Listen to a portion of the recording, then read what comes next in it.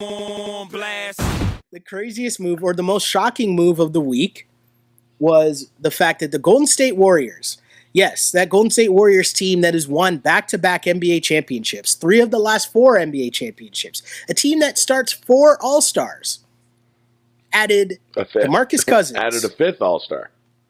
Yes, for the league minimum, as Boogie Cousins signed a 1-year deal at the league minimum or the veterans minimum, whatever his, or no, was it the mid-level exception? I think it was 5.5 mil from 1 year. Boogie Cousins is now a member of the Golden State Warriors, and there were hot takes like on complete opposite ends of the spectrum. Is Golden State ruining the NBA? Other people saying they're the greatest organization ever. Where do you fall in this whole debacle of Boogie Cousins joining the Golden State Warriors? Okay, so I'm in 2 minds. The first is of anybody in the NBA that I never thought to see join the Warriors is Boogie.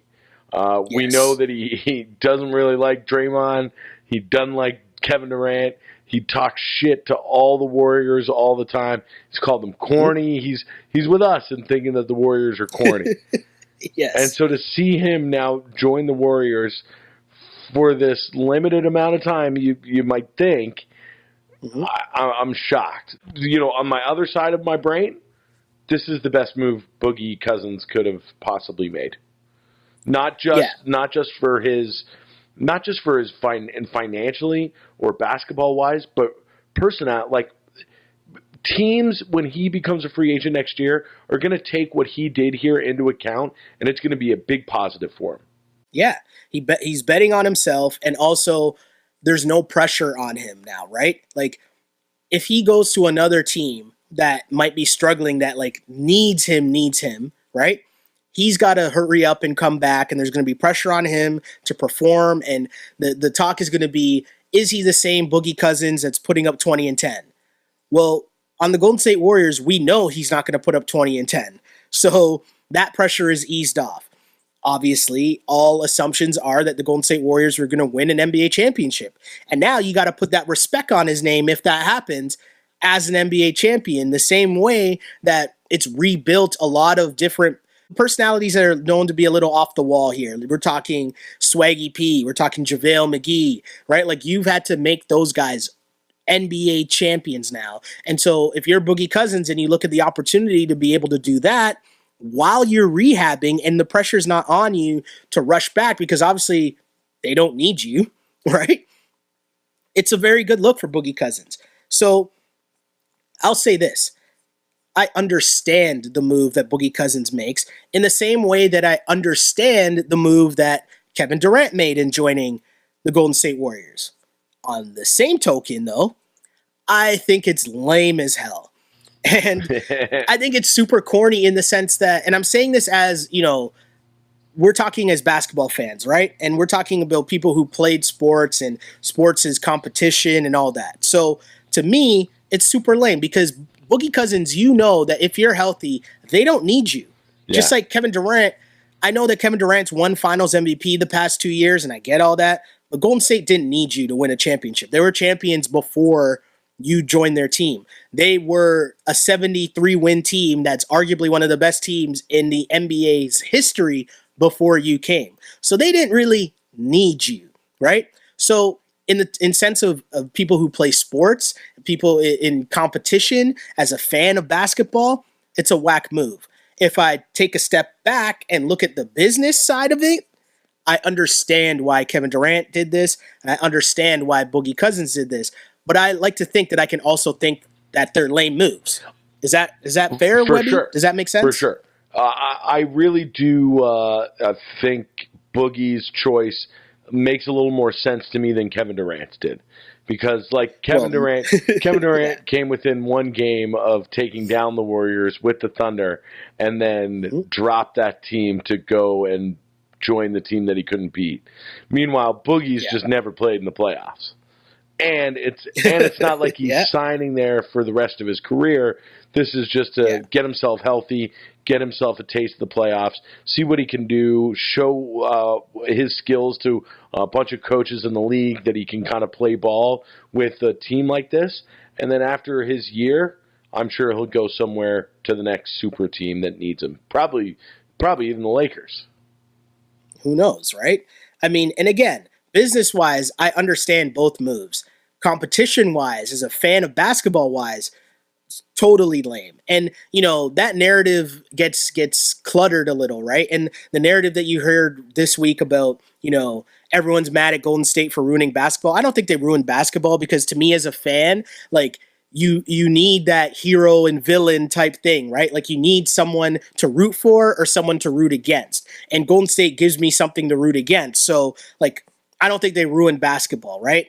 The NBA has always been a league that's dominated by a few teams anyways. It's always been the way the NBA has run, right? So all the people that are talking about how if this era of basketball is bad for the NBA, I don't really think you've been following the NBA for that long, right? Because here's a good tweet here from Tim Bontemps on Twitter, and he says, the NBA has been around for 72 seasons. The Celtics and Lakers have won 33 of the titles. 5 teams have combined to win 50. 8 have combined to win 59 of them. Right? So if you think about it, the history of the NBA has always been, top heavy. Yeah. Cool. I get that. I'm not even mad at that. I should be allowed to say that I want to cheer for this team or I want to root against this team. Like, that's what being a fan is. What I'm not here for, though, is the changing of what actually happens, the revisionist history, right? So everyone's talking about how Golden State's front office is so great and how they've, like, if you want to do what Golden State did, well, be better. That's the part that I think is not really that simple, right? Because the part that everyone leaves out, okay? If we go back in time to the Golden State Warriors team when a young Steph Curry, okay? They draft Steph Curry, cool, give them all the credit. Other teams passed on them. That's not their fault. Cool, great. They get Steph Curry. Steph Curry was injury prone for basically his entire rookie contract. Steph Curry then signs a contract that at the time, a lot of people thought they were giving him way too much money because he hadn't proven that he was able to be healthy for a full season. But then on top of that, he then turns into Steph Curry, right? Becomes 2-time MVP, and you're paying him like $9 million, well, right? Not only that, that's a fluke, right? That's not something that, I'm sitting here giving them the Bob Myers credit for being this genius. Like, you can't say, well, draft well and then hope that that same player gets hurt so that you get a bargain of a deal, but then he outplays that contract. Like, you can't say that. You can't pat Bob Myers on the back for that, can you? Well, I wouldn't say just the Steph Curry thing, but the drafting of Klay Thompson when you did and getting and hitting Draymond in the second round has done so much for that team in terms of freeing up what they had to pay Draymond to what they could pay other players to come in. I mean, like, listen, yes, you could say, well, be better, or, they lucked into this, they lucked into that. But, man, that is some really great drafting. It is great drafting, and I'm not taking anything away from the drafting that they've done, but everyone's like, they drafted 3 Hall of Famers. And it's like, okay, I think you're overvaluing the fact that, or you're undervaluing the fact that these 3 guys are able to be these 3 guys because of the situation. Like, they're in a Hall of Fame situation where Steph Curry doesn't get to be Steph Curry unless his backcourt mate is Klay Thompson, who's an A-plus defender who allows Steph to not have to guard the other team's point guard, right? Klay Thompson is able to get off and get his points. Klay Thompson's not Klay Thompson if he's on the Hornets playing with Kemba Walker, right? Because you can't double team Steph Curry because Klay Thompson's sitting there in the corner just to splash open threes. Why does he get those open threes? Well, because he plays with a guy like Draymond Green, who's a point forward, and a guy like Steph Curry, who can shoot from anywhere on the court. So you can't double team. These 3 pieces just work so well together. And so to say they drafted 3 Hall of Famers, it's like, yeah, but listen, man. Okay, yes, but it's you got true. To draft the players. You got to draft the players that play well together. For sure, but we're forgetting the fact that they were really building their team around 3 dudes: Andre Iguodala, David Lee. We don't remember that. We're not patting Bob Myers on the back for that pickup, are we? And Andrew Bogut. Those are the 3 highest paid players on their team. And they ended up being lucky that Steph Curry got hurt and they had Steph Curry at that low level contract because that's the only way that all those other pieces fit into place. Then add in the fluke of the NBA's Players Association saying that they wanted all of the TV deal money in that same year, which gave a little extra money. And on top of that, you can say, well, they had extra money to sign Kevin Durant, but you also had to be lucky enough that you would have a superstar. And I'd love to hear another example of a superstar that has done this, because I can't think of one off the top of my head. But another superstar that would be willing and able to leave the only organization he's known after blowing a 3-1 lead to a team and then joining that exact same team. That's a certain character trait of a person that I don't really know many other superstars that would have done that. And so did all of this stuff happen? Cool. But I'm not going to give them all the credit for putting this whole organization together when, let's be serious, did Bob Myers get Kevin Durant, or did Draymond call Kevin Durant in the parking lot after they lost to the Cavs in the finals and said, we need you to beat LeBron? Listen, I really appreciate your Warriors hate. I really do, because I hate the Warriors as well. But you can. Yes. This is some sour grapes stuff here. All right. Oh, this definitely. Like what they've done over the last 8 years, 7 years, has been nothing short of amazing.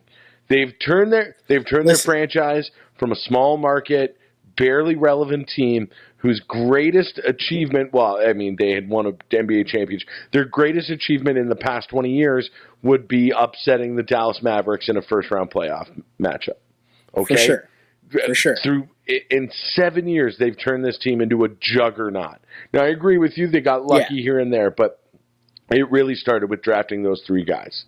And to be able to recognize the talent and scout the talent of those 3 guys, understanding what you're putting together, not pulling the trigger on the Klay Thompson for Kevin Love deal that was out there when this team was still in its infancy. These are all great moves by the management of that team, and you can't take it away from them. Everything you just said, Webby, is totally true. And my biggest point in all of this, right, isn't necessarily to take shots or to take away from the Golden State Warriors. It's more taking away from the media, who conveniently leaves out all these other factors that played into the success that the Warriors have had, and just to say things like, well, other teams mad at Golden State, be better. It's like, it's a lot more complicated than that, right? It's not just draft well. Like, there are a lot of other things. Like, you need Kevin Durant, in a lot of people's opinion, in my opinion, and I guess in the opinion of a person that feels the need to create burner accounts to chirp fans, you need to find a superstar that has that mindset that he says, I'm going to leave the team that I was just riding with and join the team that just beat me, that I just blew a 3-1 lead to. You need to find a superstar that is willing and able to do that. And there's not many of those guys around. And so I'm not going to give them all the credit for that, when really Kevin Durant played a huge role in that, right? Draymond begging him to come plays a huge role in that. Again, we talked about the cap flexibility brought on by that CBA. We talked about Steph getting hurt and being signed at a lower cost.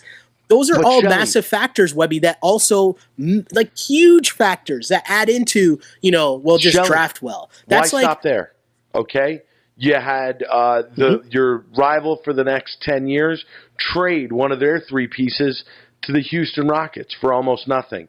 You had a Spurs team in the same conference continue to age, and now their superstar for the next generation has been shelved and probably won't be there anymore. Well, in that year that the Golden State Warriors won their first title, right? That was the year that Kevin Durant was hurt, so they didn't have to go through OKC that year. And we know that every single year that Russell Westbrook and Kevin Durant were healthy, OKC made it to the conference finals, right? So there's a lot of things that we forget along the way, and I only bring that up to say, how many times have you heard, well, LeBron's championship in Cleveland, well, they only won because Draymond was suspended, and that really helped them to the 3-1 to come back from being 3-1 down. You've heard that a lot, right? Yeah. Yeah. compare that to how many times you've heard, well, the first Golden State championship, they only really won because Kevin Love and Kyrie were hurt. Nobody says that. You never hear anybody say that. What about the fact that Houston upset the Clippers there in Game 6? Totally stole Game 6. It should have been Clippers-Warriors in the Western Conference Finals, right? Instead of the Warriors being able to step right over a Rockets team that wasn't quite where the evolution of their team has them now. Exactly. And hey, I say all that to say this, okay? Of course, if you listen to this podcast, if you know me, you know I think the Warriors are corny. They're the team I root against, but I'm an NBA fan. I'm a ball fan. So at the same time, they are a great team. Kevin Durant, Steph Curry, like it's amazing watching them play basketball at a very high level. To me, it's the other things that people conveniently leave out. And it's the same people who were probably Miami Heat fans a couple years ago, same people who were Laker fans before that. We all know those dudes, right? That are there to stand for whatever the new wave is, right? Cool. No problem. I understand that. That's just not me. And we're both allowed to exist and like or dislike certain things, but we can appreciate the love of basketball. My thing is, don't leave out the facts of other things that happened and don't make it as simple as, well, just draft well. Like, there's a lot more to that. It's like if the Raptors magically, Fred turned into Steph, DeLon Wright turned into Clay, and Draymond is Pascal. Yeah. Do you know what I mean? Like, it's kind of crazy what happened. Like, there's a lot of other factors that would need to go into play for that to happen with the Toronto Raptors. You know what I mean? And it's not as simple as, well, they drafted what also helps? And they have a winning culture. It's like, no, the best player in the league decided I'm going to join their team. That has nothing to do with their GM or how good their GM is. You know what also helps? What? Drafting well. I'm just saying, I guess it's the age-old adage, you got to be good to be lucky and lucky to be good. Okay. I just want to hear a lot more about the luck factor than just how great they are. I just want to hear a lot more of that mentioned as well. I don't think you win 73 games by just being lucky. No, but you get Kevin Durant by being lucky. Or do you get Kevin Durant by winning 73 games? Well, no, you get Kevin Durant by being lucky that he blew a 3-1 lead to the Golden State Warriors and then says, "Yeah, I want to join that team." Like, who else would do that? That's the thing. Yeah. That's still the thing that, hey, someone needs to explain to me, like, where else in basketball or in NBA circles that, like, or in sports, like, that would fly or that would be cool, or we've seen anything remotely close to that. Blowing a 3-1 lead, leaving the only organization you've known to join that team that just beat you. I don't know. All right, we got to move on before the Warriors fans come after us. Oh, my Golden State hate will not end. So, hey, that's that.